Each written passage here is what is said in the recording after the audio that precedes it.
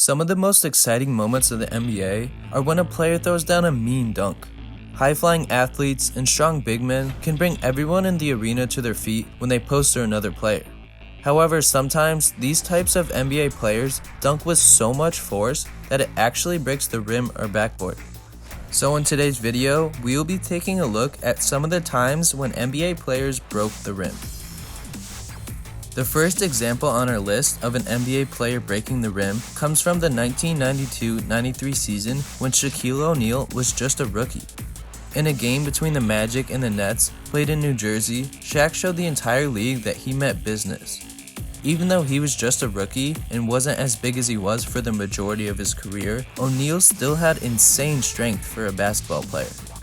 In the first quarter of this game, the score was close and Orlando had possession. With Shaq on the right block in the low post, he caught a pass from his teammate and took one dribble to get by his defender. Shaq goes up with a ferocious two-handed dunk and throws it down with authority. As his momentum brought him back down to the floor, he took the entire hoop with him. Not just the rim or the backboard, but the entire basket was snapped in half from its supports and just hung there. The fans in the crowd were shocked and cheered with excitement as they had never seen something like this happen before.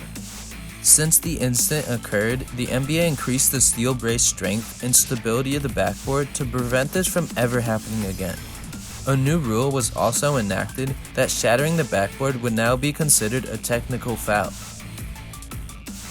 Next up on our list, we have a dunk that brings us all the way back to the 1979 NBA season. Similar to Shaq, this legendary dunker threw it down with so much force that the league had to change the rules. Darryl Dawkins was a 6'11", 250-pound center that was the first NBA player ever to be drafted straight out of high school. His nickname was Chocolate Thunder and was taken with the 5th pick by the Sixers. During the 1979 season, Dawkins was throwing down dunks with so much force that he ended up breaking 2 rims within a span of 3 weeks. The first dunk occurred in November in an away game against the Kansas City Kings. Darryl went out for a two-handed dunk on the right side of the hoop over a Kings defender. When he threw it down, the rim snapped forward and the entire backboard shattered. Dawkins didn't even seem to be surprised, but the fans were in awe at his strength. The rim was just left hanging there while the backboard was gone, just shattered glass all over the court. The next dunk came a few weeks later at a home game in Philadelphia. This one was even more ferocious, as Darryl went up for basically the same dunk, but with no defender in front of him. This time, Dawkins ripped the rim completely off the backboard, causing the backboard to crack. He ran back to try to get out of the way of the falling glass, and the arena seemed to go even crazier this time. After this event, Dawkins was called into the office of NBA Commissioner Larry O'Brien and was told that if he broke another rim, he would be fined $5,000 and suspended.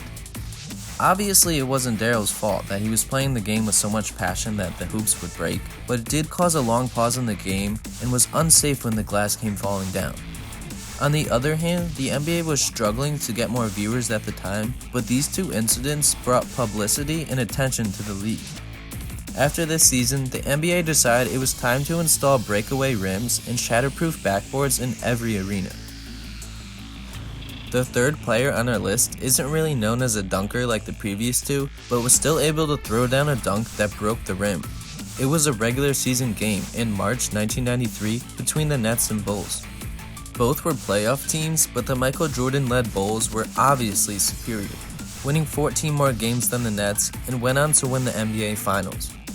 Chris Morris was a 6'8" small forward for the Nets that was in his 5th NBA season at the time. In the third quarter of a close game, Jordan got the outlet pass in transition and flew through the air to dunk over Morris. This must have triggered something in Chris because the very next possession, he threw down a vicious two-handed dunk in revenge. Morris dunked with so much force that the rim bent forward and caused the backboard to shatter in a spiderweb pattern. Morris didn't really seem to react that much, and the announcers joked around that this was like a rain delay in baseball. Eventually, a new backboard or hoop would have to be installed as both teams waited for the game to resume. The next player on our list that broke the rim during an NBA game is DeAndre Jordan. This example was far more recent than the previous one, as it happened during the 2016 game between the Clippers and Warriors. Prior to this incident, it had been many years since a player broke the rim because of all the improvements to the strength of the hoop. Throughout his career, DeAndre Jordan was known for throwing down crazy lobs with a ton of force, but this one proves to be his strongest. Towards the end of the third quarter, in a game played at the Staples Center, Jordan received a lob from teammate Jamal Crawford. As everyone expected, DeAndre finished the lob with force over Warriors shooting guard Brandon Rush. However, he threw it down so hard that the 7-footer actually bent the rim out of place. In the next possession, Jordan's teammate, Chris Paul, intentionally fouled Steph Curry, and no one seemed to know why. That was until he told the ref to look at the rim on the other end, and everyone noticed that DeAndre's finish had bent the rim out of place. So many players with strength and size similar to Jordan have thrown down dunks in past years, but none were actually able to bend the rim. They eventually had a player jump up and push the rim back in place, but it goes to show the crazy strength that DeAndre has to be able to bend a rim that has been changed over the years to prevent something like this from happening. The last example of an NBA player breaking the rim comes again from the Diesel, Shaquille O'Neal. Just like the previously mentioned Shaq dunk, this one comes from his rookie season in 1993. Even though O'Neal was just a rookie, he was still very dominant, averaging 23 points and 14 boards for the season. And this night was no different. The game was only a few minutes in and the score was tied up at 6. It was an away game for the Magic, but the energy in the building was still there because one of the most exciting rookies was playing.